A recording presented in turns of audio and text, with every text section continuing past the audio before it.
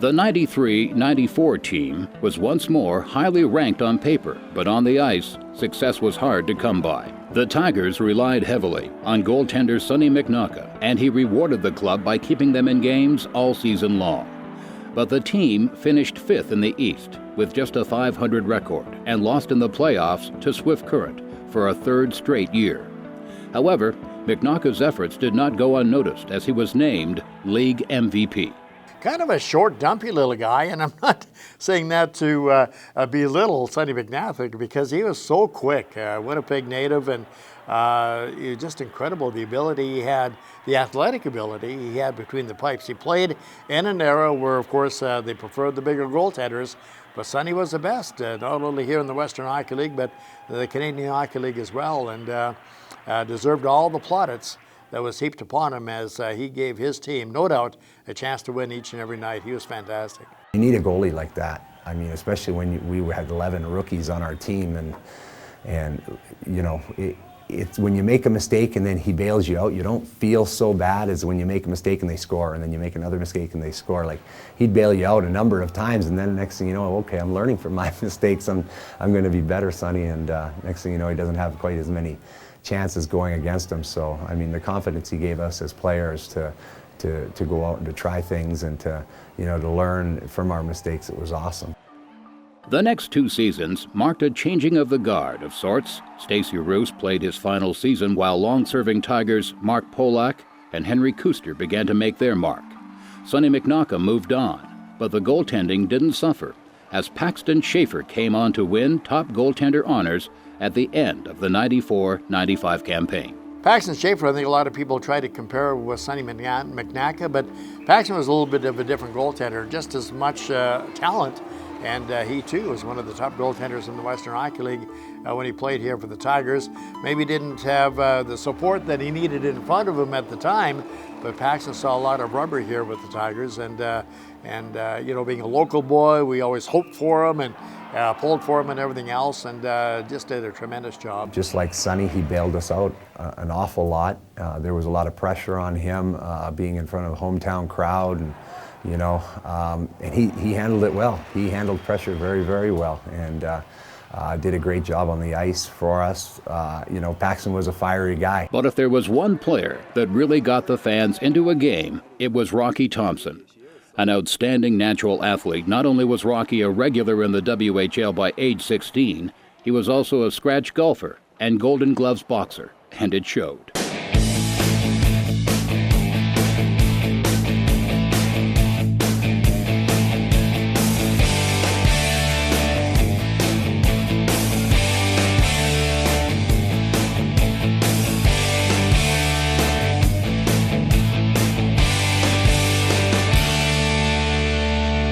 Looked like a wild man when he was playing the game and acted like it sometimes too. But, off the ice, the most nicest gentleman you'd ever wanted to meet. But on the ice, he was a terror. Remember some battles he had with Colonis Parker was just unbelievable. It was a battle to the death almost. Rocky, of course, was a Gold Glove boxer and knew how to throw him. A showman is somebody who plans something, I believe. Somebody who, it's kind of scripted. Well, I'm going to do this when it's over. I didn't do that. I was just pure emotion. I was so excited after I had won. It was just like a exuberance, like a burst of emotion would come forth, and then you'd hear me screaming, or and I'd be going in the penalty box. Once I was in the penalty box, it was done. Rocky came to play each and every night, and nobody had a bigger heart than Rocky Thompson. I like the fact when guys come up to me after I've played against them now, since I've retired, and they weren't fighters, but they said, "You were hard to play against. Man, I hated playing against you. You were mean." I take more pride in that than I do my ability to drop the gloves and fight, because you can only impact sometimes certain individuals when you do that. But if you're aggressive and you're mean and you got the courage to go up against an entire team and do things that they're gonna not like and to affect them, man, that's huge. There was some stuff that happened here in the arena, and incidents, I guess you'd call them now, but some line brawls that I started, and Rock was right in there behind me, and he always had my back. We rode shotgun with each other, and we stuck up for each other, and we all grew a lot that year. The 96-97 season was an interesting one for the Tigers. The team finished the year with a respectable 79 points and was once again headed for the playoffs. But a mid-season deal that saw fan favorites Josh Green and Rocky Thompson dealt to the Swift Current Broncos would prove costly in the playoffs.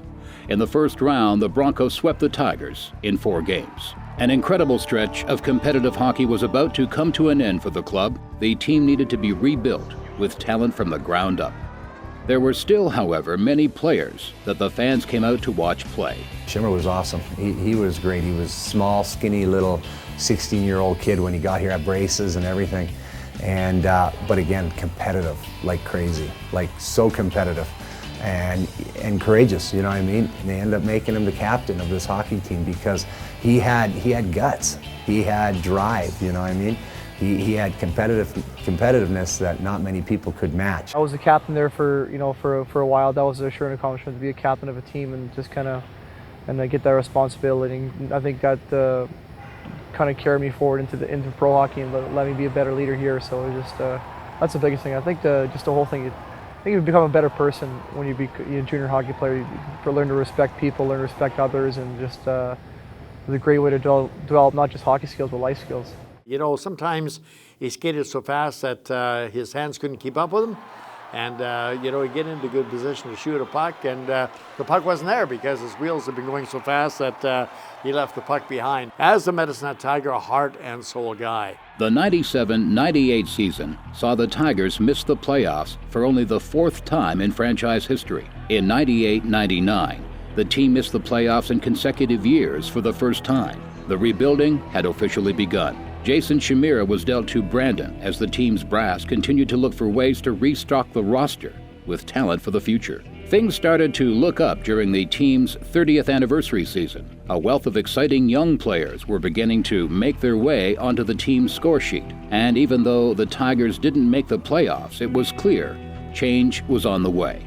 Youngsters like Ben Thompson, Ryan Hallweg, Chris St. Jacques, and Jay Bomeister gave the Tigers faithful hope for better times ahead. Fan-favorite enforcer and franchise penalty-minute leader Brett Scheffelmeyer made space for the new additions to ply their trade. I think anyone that watched him play knew the kind of player he was. He was a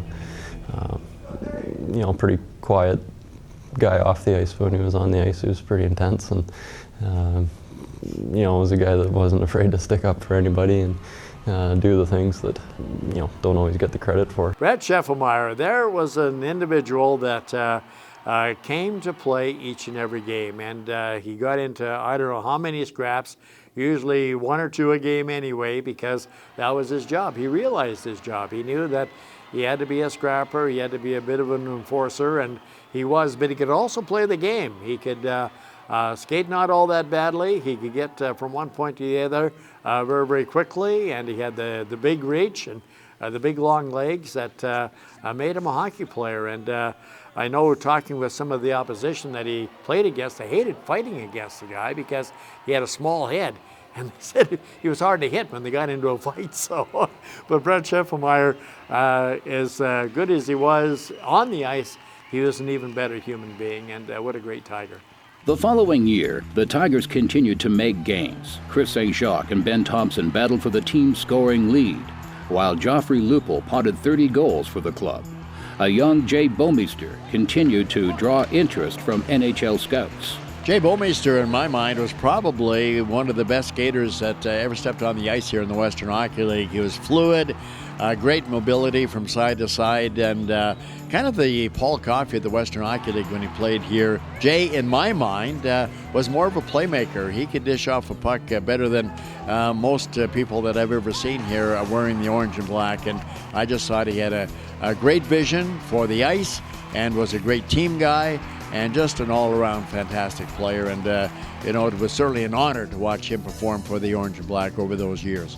Well, the first game I played, I was when I was 15. I was playing midget and got called up. Played in Red Deer, and that was kind of a big thrill. That was kind of the route that I wanted to go, was to play in the Western League, and to get that first game in, it it was kind of neat. I scored a goal. So my first year we had a real young team. And, at one point I think we had like 9 or 10 16-year-olds. So in a sense that was kind of neat because there's all these other guys kind of going through the same things. At the end of the year, though, the team had failed to make the playoffs for the 4th straight time. It was clear that the team had now assembled a talented group of players under GM Rick Carrier for the 01-02 season. Joffrey Lupul generated a lot of interest as he attempted to become the first Tiger since Kevin Reel to score 50 goals in a season. He would finish the year with 56 goals and 106 points, 1 point out of the league lead. The excitement had returned, but a postseason berth would evade the Tigers for the 5th year in a row. That offseason saw the Tigers management bring in a fresh face to guide this talented group of youngsters, Willie Desjardins. With Desjardins' arrival, a change in the philosophy of the franchise was evident. The Tigers, which for years had been known as a tough, determined team that would beat its opponent with brute strength and determination, would now focus on another area of the game, speed. With an ever-increasing talent base at his disposal, including Clark MacArthur, Stefan Meyer, Cam Barker, and the maturation of his veteran players, Desjardins set about to do what no one in the past 5 years could do for the Tigers: make the playoffs. Willie, I feel, brought a very strong team spirit to this Tiger Hockey Club. In other words, play for one another. Let's play the game. Let's have some fun. He didn't put a lot of pressure on the guys, and he just wanted them to go out and have some fun and play hard and then let the chips fall where they may. I think everybody was starving so long for good hockey, and we had the players, and they had the players in the previous years, but they were missing something. They were missing a direction.